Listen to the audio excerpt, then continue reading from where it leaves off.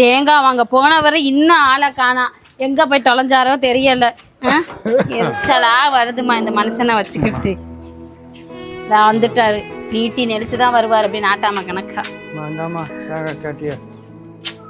இது என்ன மாமா தேங்காய் இதை வாங்கிட்டு வந்திருக்கீங்க? இங்க எங்கேயும் சுத்தி அங்க இங்கெல்லாம் சுத்தி கடையை காமிச்சியா? அந்த திருப்பத்துல கடை மூட்டு இருந்துருமா. அதுக்கப்புறம் இன்னொருத்தர் கேட்டு அண்ணாண்ட பக்கம் போய் கடையை வாங்கிட்டு வரமா.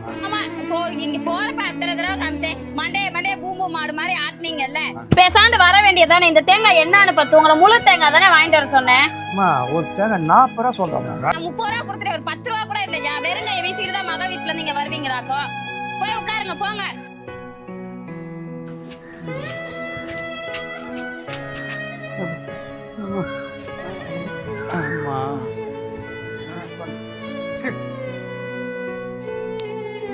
துணி எடுக்காம வந்துட்டு கேப் கிடைச்சா போது தூங்கிடுறது.